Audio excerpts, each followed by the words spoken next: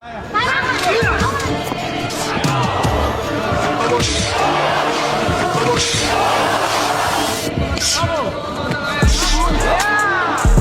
Swiss karate master became the first non-Japanese finalist at the Kyokushin-style World Championships. In the early days of K1, he turned into a kickboxing superstar. Beat the best to ever do it.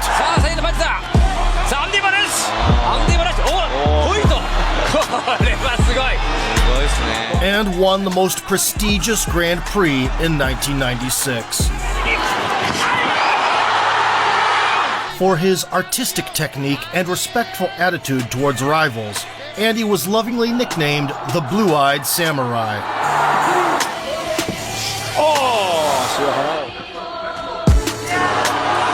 However, a shocking tragedy stopped the heartbeat of his career.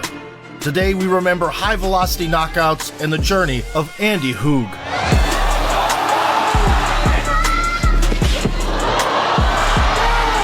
A fearless warrior who gave his soul to the fans in every single battle.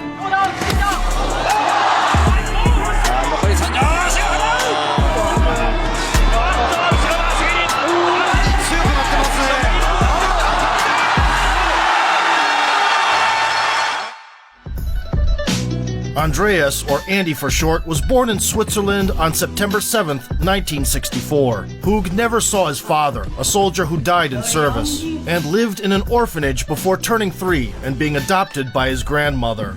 The kid was constantly bullied by his peers and firmly decided to change his own destiny. Andy went to a local karate school at the age of 10. Inspired by the Rocky movie, he stepped onto the tatami for the first time and never looked back. Wearing a snow-white kimono and hardened according to Kyokushin precepts, the Swiss man turned into a national sensation. At just 15 years old, the youngster was allowed to participate in the national championship, albeit the threshold age was 20. Hoog won the tournament like it was nothing. Fast forward 2 years, he opened his own gym. Soon came triumphs at the European level, achieved by Kakato Geri, or an axe kick, which would become known around the globe as the Andy kick. In 1986, Hoog decided to focus entirely on Kyokushin and quit his regular job at a slaughterhouse. I just couldn't keep working 10 hours straight and training for another 3. I had to choose whether to start a professional career or leave the sport. This decision paid off in 1987. The Blue-Eyed Gaijin competed at the World Cup, held once every 4 years.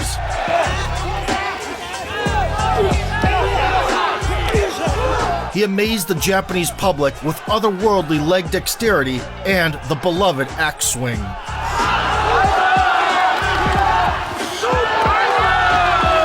The low kicks were a huge part of the success as well, securing 2 stoppages. With 5 back-to-back wins, Andy became the first foreigner to reach the final.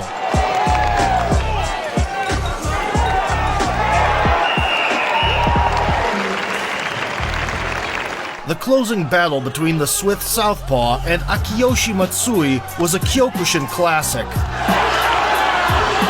Hoog stood firm in this intense confrontation and displayed magnificent kicks.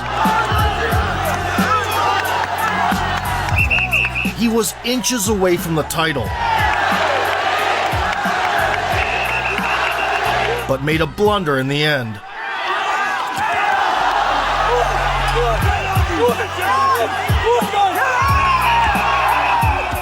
An illegal punch to the head cost him the championship status. Despite being considered elite, Hoog basically stopped performing for 4 years, meticulously working on his craft. In his last Kyokushin showing against Francisco Filho in 1991, the Swiss lost via head kick right at the final whistle.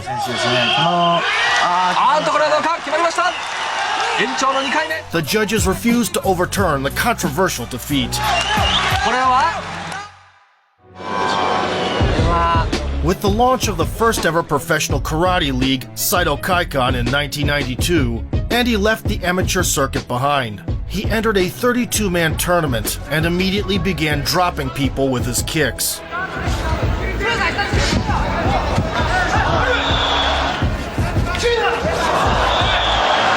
Decimating the best karatekas in the world, Hoog climbed to the top of the ladder and claimed the championship. Soon, the rumors about the blue-eyed samurai spread throughout Japan. The year of 1993 split Andy's career into before and after. The Kyokushin maestro added lethal knees to the arsenal and annihilated a dear friend, Nobuaki Kakuda, in the rematch. Next, Hoog ran into a Thai boxing aficionado. He completely outplayed the Asian master at his own game.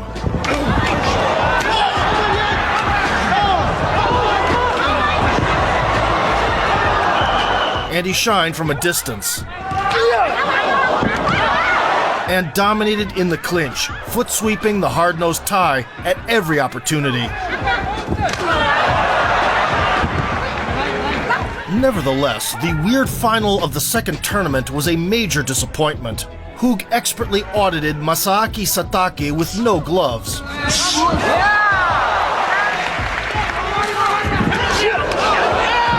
Then the fight continued under kickboxing rules, and Andy was far ahead again.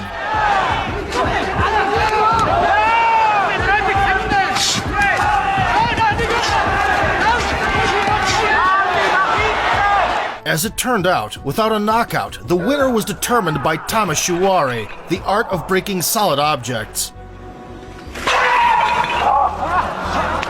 Luck betrayed the Swiss gent that night, but everyone present knew who the real champion was. That same year, Hoog married Ilona, a model he met at a photo shoot. The sound of wedding bells announced their newfound happiness. And this time, the tamashiwari shattered into pieces. This was the inception of Andy's main saga. In November 1993, Hoog bombastically rolled into K1, a brainchild of Seidokaikan creators, designed to finally erase the boundaries between disciplines and reveal the best striker on the planet.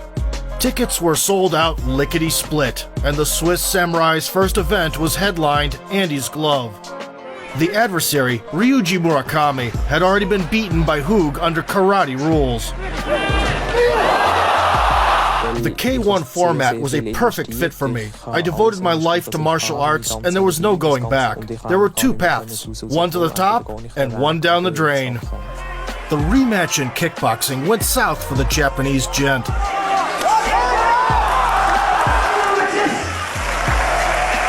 The next antagonist, Eric Albert, suffered an exquisite execution at the Flying Leg Festival.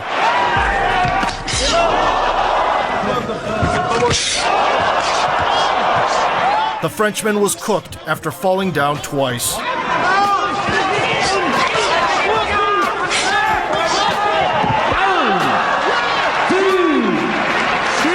In 1994, Andy was thrown under the bus in the form of the reigning king, Branko Cikatic. A year earlier, the big bad Croatian machine became a part of the sport's mythos, bulldozing through the first K1 Grand Prix. In the finale, he crucified one of the best strikers in history, the great Ernesto Hoost.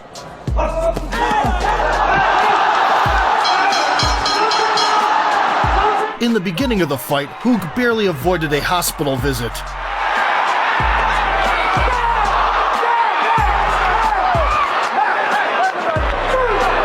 Moderately sized at 5'11" and weighing 200 pounds, Andy survived the bruiser's initial spurts. And then began to land consecutive left hands.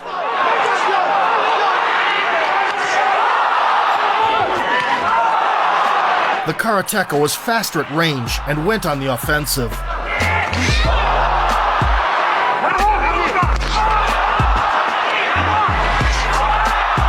The most terrifying slugger in the world was forced to run from the Swiss samurai.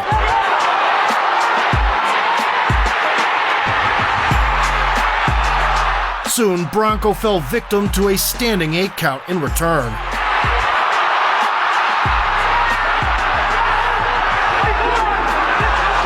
A head-cracking cocktail of unorthodox kicks and lightning-fast punches gave Hug an undeniable advantage. Towards the end, Sikatic was growling in fury, mixed with helplessness.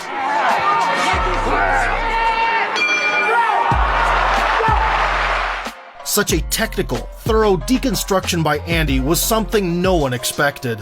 That performance became the quintessence of his fighting style.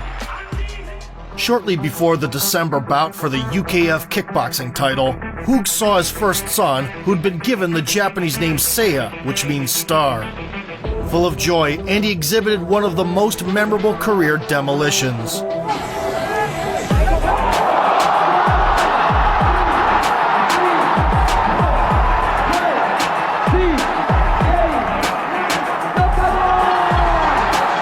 Having added a significant belt to the collection, he would defend it on multiple occasions. And viciously incapacitate the opposition every time.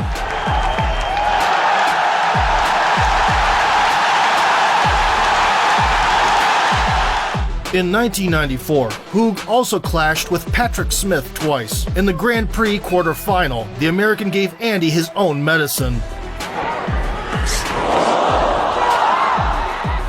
And then achieved a shocking upset in just 19 seconds.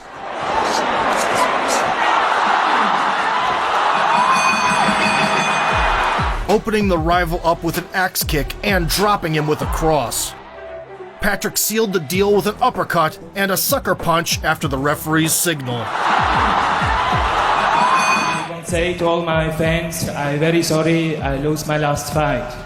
But I come back, I never give up, I look forward. This is the spirit of karate. The blue-eyed Gaijin was dissatisfied with Smith's unsporting behavior. The rematch took place at K1 Revenge. At the outset, sparks were flying all over the ring again. And the American rushed into a frenzied attack.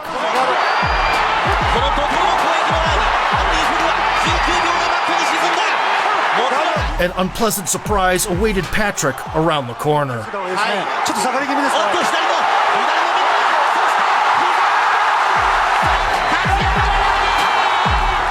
A middle kick followed by a knee to the head marked the expiration date of Smith's chin. With this epic act of retribution, Andy continued the mission of flattening the opposition.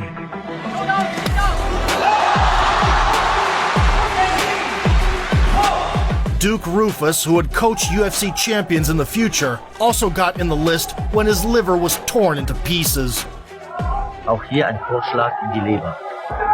In the summer of 1995, Hug reached the top of the food chain, personified by Ernesto Hoost. The Dutchman would win the K1 Grand Prix 4 times, a career achievement repeated only by Semi Schilt a decade later.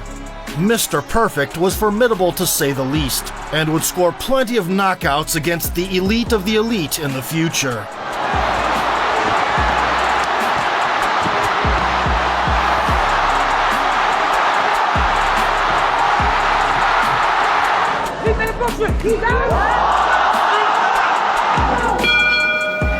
Early on, Andy tried to stay at range and exchange kicks in open space.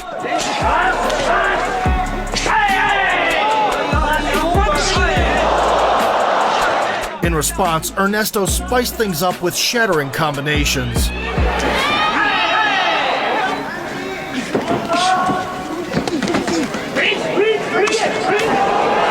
Although Hug was throwing back and staging counteroffensives, Hoost found a path to a decision victory.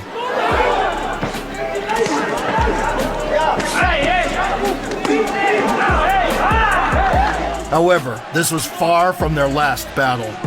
That same year, Andy collided with Mike Bernardo twice. The South African has always professed an out-like-a-light type of kickboxing, and saw the judges slightly more often than penguins see the pyramids.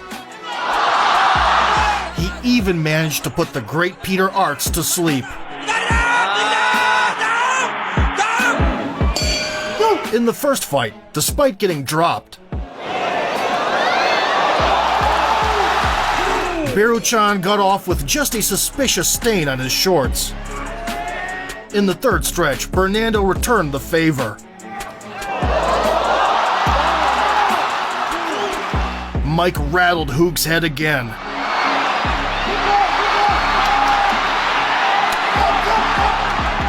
And then ruthlessly Tysoned him.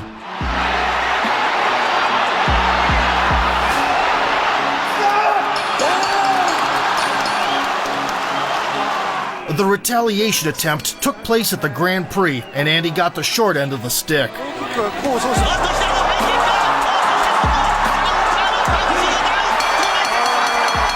Bernardo's right was kryptonite to Hoog's chin, and the Swiss had to recalibrate as soon as possible. A series of setbacks forced the blue-eyed samurai to rebuild himself. In 1996, the 31-year-old karateka entered a grueling training camp with one goal in mind: claiming the ever-elusive title. By spring, Andy's form had reached its peak, and he won the round of 16 in less than 3 minutes.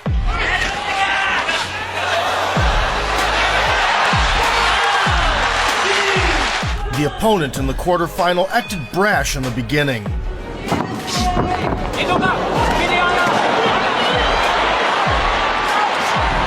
Then swallowed a sleeping pill and took off to Unicorn Land. The old acquaintance Ernesto Hoost was waiting in the semis. Earlier that night, Mr. Perfect managed to send young Mirko Krokop to the hospital.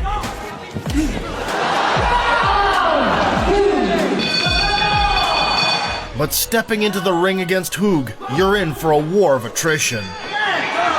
From the opening seconds, Andy tried to keep preferred distance, catapulting signature kicks. In the meantime, Hoost was pressing forward, imposing a scuffle in the pocket.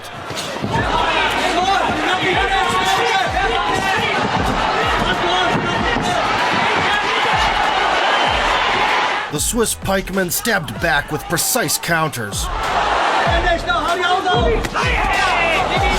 Unorthodox low kicks to the back leg were also in play. The Dutchman began to crash into clinches with knees and unload on the exit. Andy borrowed the same tactic and was now firing from all guns on the break.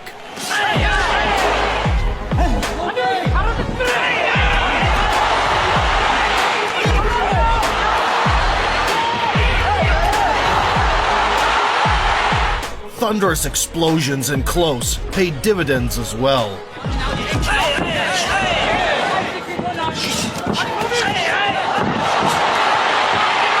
The back-and-forth confrontation went the distance.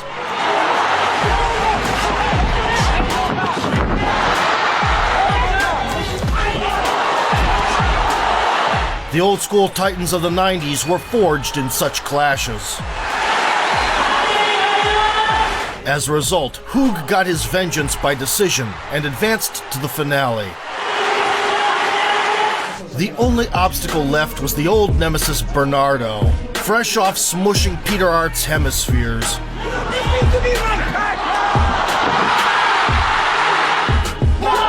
Beru-chan kicked off with aggressive assaults.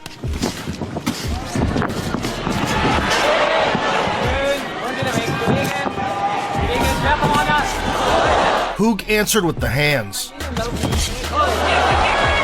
and started piling on chopping low kicks.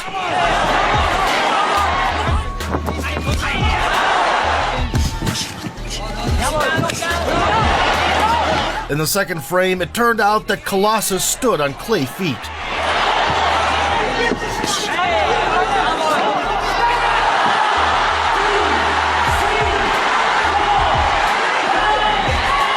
Less than 5 minutes into the fight, Bernardo gave up for good.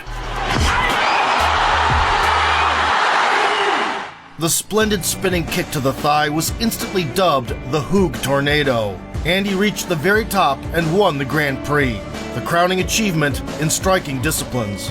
That night, the blue-eyed samurai could walk on water and finally hit legendary status. I feel very happy, but I feel also very happy for Mike. For me, this was the greatest time in my life. For me, was last year a very hard year. I try very hard, I give every time my best. Last year was a year to learn, and this year, this is now my time. For the remainder of the year of 1996, Hoog did not rest on his laurels. He challenged Stan Lunganides for a Thai boxing belt. A classic southpaw left straight high kick by the Swiss wrung the rival's dome. An extra cross nailed Stan the man to the canvas. After consecutive collapses, the title went to Hoog's collection. Andy also returned the favor to Masaki Satake. Without a saving Tamashiwari, the Japanese fighter had no choice except to ride a bike for 5 rounds. Hoog dominated the action with dynamic boxing.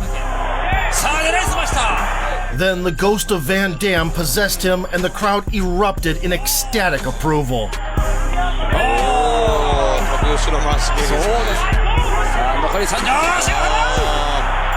The ever-tough Satake was beaten across the board on the scorecards, and Andy took home the second Thai boxing strap. A similar fate befell the young Musashi. The future icon of Japanese kickboxing looked like a training dummy.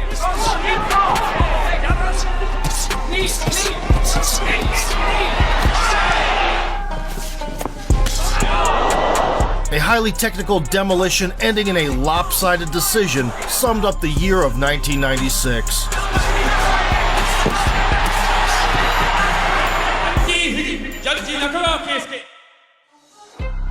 The start of 1997 was the most difficult period in the blue-eyed samurai's career. Fame and constant travels around the globe did not allow him to pay due attention to his family. Andy was haunted by numerous fans on the streets of Japan, and promotional obligations forced him to sit in front of cameras for hours instead of training. I'm a star in Japan, but I feel lonely. I've got very few friends here, and I miss my family. All of these factors caused some career hiccups. Peter Arts overwhelmed him, and Hoog ate a flurry of crushing blows in the prologue of the meeting.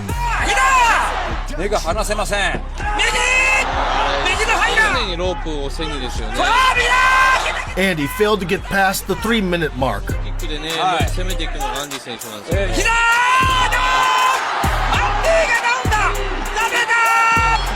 He suffered an even more painful defeat in a showdown with the old karate buddy, Francisco Filho.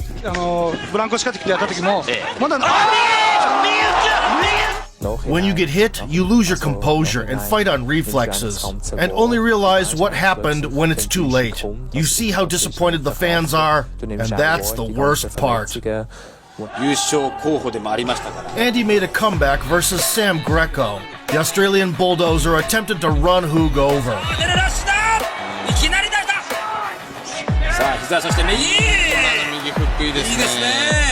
Andy responded with flying knees. Unleashed the kicks.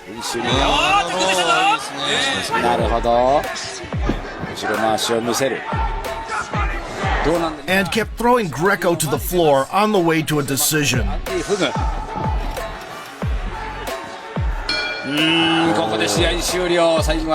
Re-establishing his status, the Swiss man joined the title race. Good old Cerberus Bernardo stood guard over the 1997 Grand Prix. At first, he skillfully implemented a noticeable strength advantage and delivered a damaging strike. Andy was forced to go back to the leg-kicking tactic.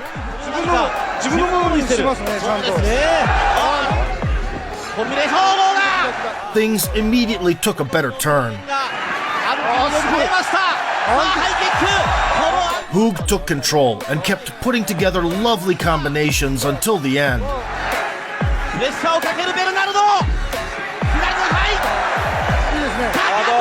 Unwilling to take unnecessary risks, he found satisfaction in a decision win.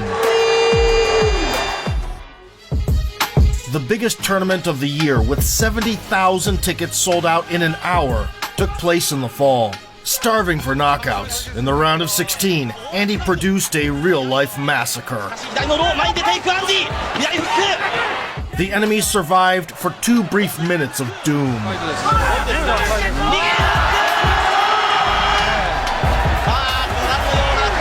Putting the rival through a wrecking, the samurai whipped his fiery fist and moved on. The quarterfinal against Satake was all the more heated. 15 seconds of destruction.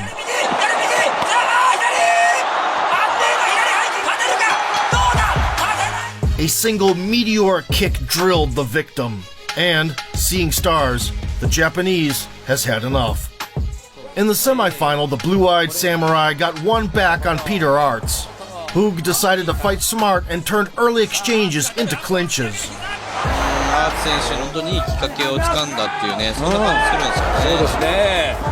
Soon, a low-kick party got going.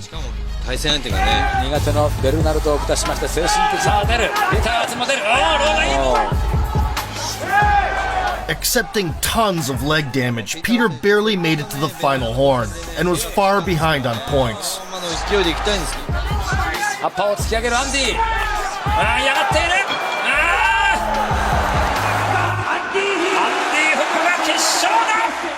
Waiting in the wings was Ernesto Hoost, who passed his previous test in style.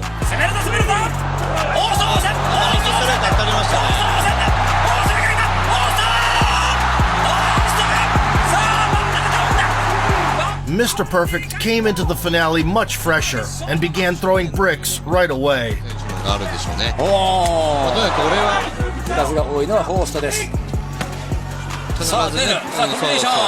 A leg injury prevented Hoog from dishing out more than singular detonations. The second stretch was the roughest for the Swiss man.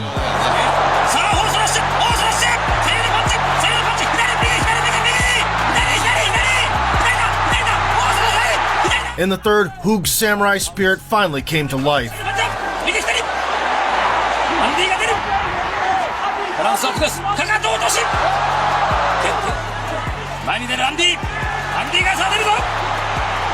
But he simply ran out of time to get a finish.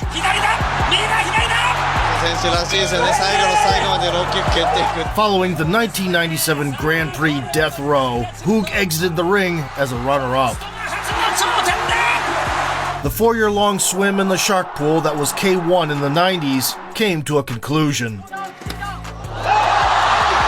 33-year-old Andy got back at every adversary who had bested him, while 14 knockouts and 21 triumphs made the karate master the highest-paid kickboxer in the world, and a national hero in Japan. This was an unprecedented achievement for a gaijin, albeit Hoog had been a local darling for a while. In 1998, Andy finally reunited with his wife and son. Ilona had lived and studied in the US for 2 years. That's where the blue-eyed samurai tornado rumbled next.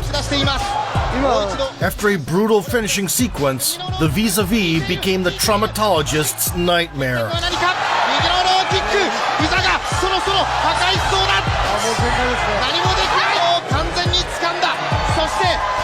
For the following meeting with another inconsiderate hothead, Andy turned up with an axe. Showered him with low kicks. And landed the bomb out of nowhere.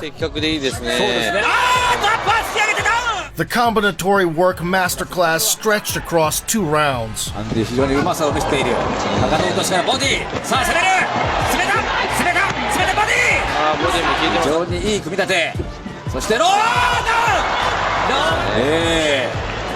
With another Grand Prix in sight, some random kamikaze got flattened with a couple of back fists.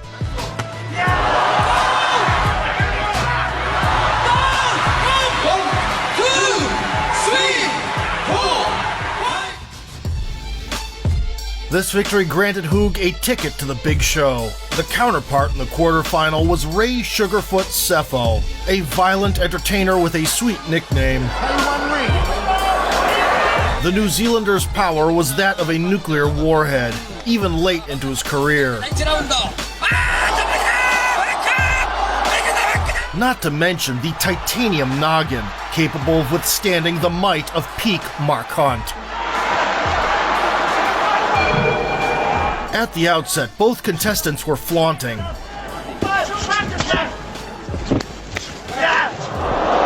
Further down the road, the situation started to heat up. So, when Ray called on Hoog to hit like a man, Andy did.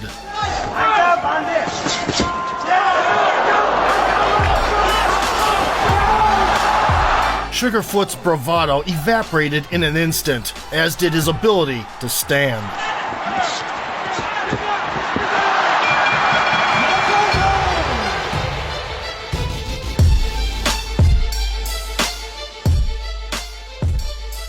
Right hooks fell into place and took Sefo with them, which was the first time in his career.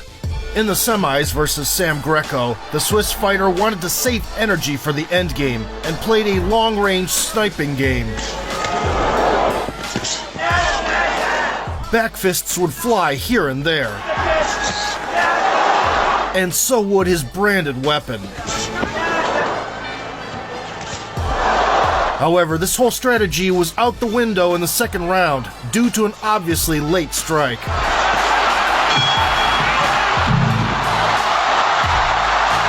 Deeply offended, Hoog burned the gas tank, trying to run over the Australian.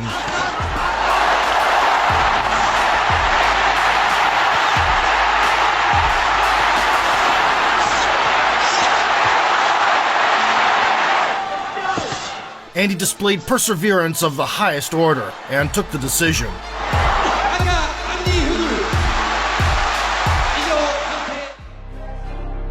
The dance partner in the finale was the long-standing friend Peter Arts, a two-time Grand Prix winner at that point. The Dutch lumberjack hit like a truck with any limb.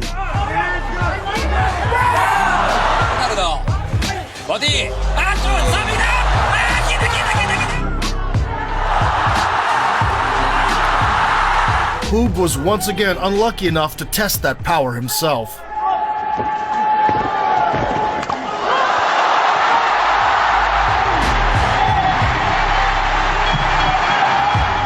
A high kick from hell cracked Andy's head and stopped him inches away from the coveted belt. The crown and the cold-blooded knockout went to the now three-time champion from Holland. Samurai is a warrior who never stops fighting. He won't surrender alive, and neither will I. That setback aside, nothing has changed for Hoog, except a sudden disappearance of the mustache of death. In 1999, he went to town on Sefo for 3 rounds straight.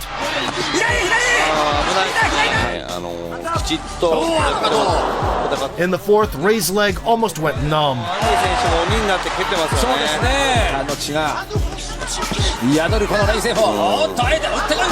On the second try, Andy broke him in the corner.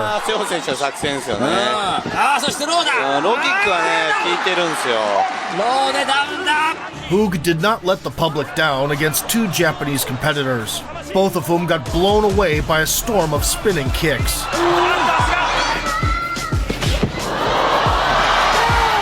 Andy proved his noble status and was adamant to keep it. The guy who gave him the most trouble was Stefan Leko, who would later make a splash battling Arts. And Badr Hari. The German got off to a good start. Still, he was not destined to handle the blue-eyed samurai.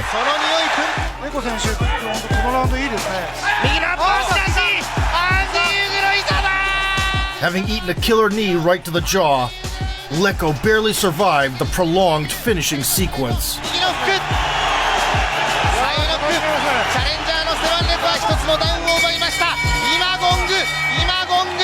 The power of Swiss weaponry continued its march around the world. Following Millennium celebrations, the 35-year-old Hug gained some momentum smacking around the younger generation. In April, Glaube Feitosa got a chance to overthrow the legend. The Brazilian karateka would soon become famous in K1 for mind-boggling knockouts, and his signature question mark kick, which became his hallmark. Their face-to-face meeting only proved that Feitosa's moment had not yet come. Having occupied the center, Hug began menacingly rotating, adding low kicks for good measure, and was accurate with the boxing.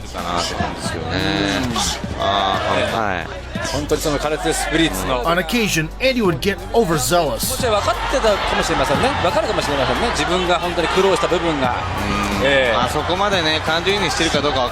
He paid for it in the third round. Then, high-octane blood boiled up in Hug's veins.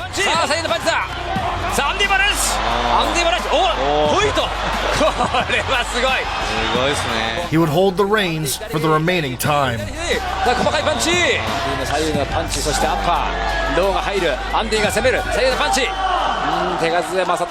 With a clear decision win over the Brazilian, Andy sold out an arena in his homeland. In June, 25-year-old Mirko Krokop stood across the ring. A runner-up of the previous Grand Prix, the Croatian possessed a cemetery left kick that would haunt opposition in their sleep for 2 decades. Nevertheless, old-school hazing was nothing new to K1. Hug scared off Mirko with whipping spinning kicks and started chopping the legs. Somewhat irritated, Krokop charged forward with hefty boxing flurries.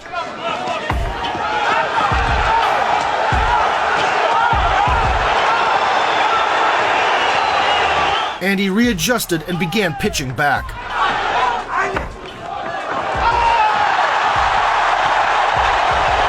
The Croatian felt even less confident as they got closer. His sharp attacks, dangerous as they were, turned into sporadic outbursts with non-impressive outcomes.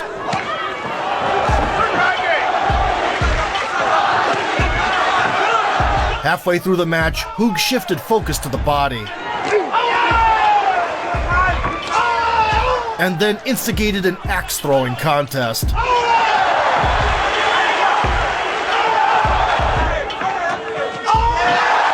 In need of a knockout in the 4th round, Mirko went all in with belligerent offense. Andy withstood the hurricane and was strategic until the final gong, to the approving roar of the fans.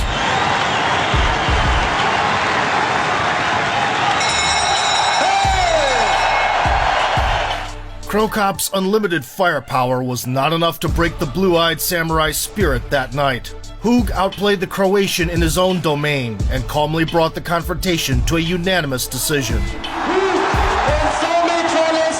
In July of 2000, he performed once more. Andy's explosive perks were there as usual.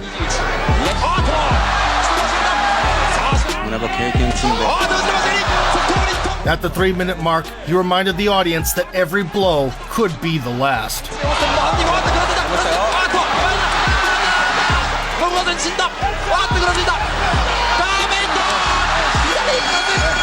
With yet another triumph, Hug improved the record to 37-9, with 21 men tranquilized. Riding a streak of high-profile victories, Andy began preparation for the next Grand Prix. He thought about calling it a day, but was not going to leave without trying to climb the podium again. Unfortunately, those plans would not come to bear. During a homeland visit, Hug suffered more than 39 attacks of high fever and heavy nose bleeding. Swiss doctors found nothing, and on August 14th, he flew to Japan. 5 days later, the samurai was diagnosed with leukemia. Medical staff immediately started fighting for his life, and on August 22nd, Hug was able to write an open letter to fans.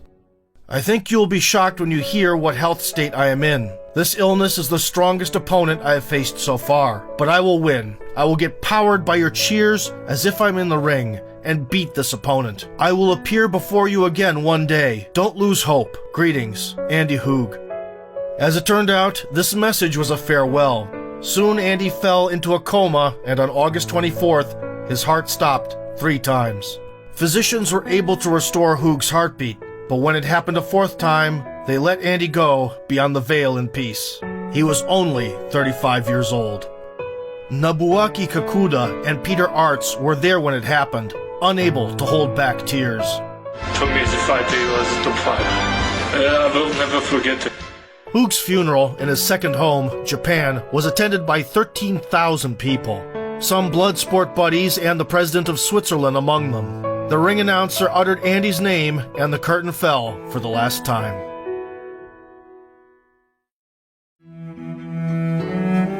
Only a few select fighters become legends, but Andy Hoog will forever remain in the hearts of true martial arts fans. Andy-Kick, hier an der Europameisterschaft. Within the ropes, he was a knight without fear, and it propelled him to the top of K1.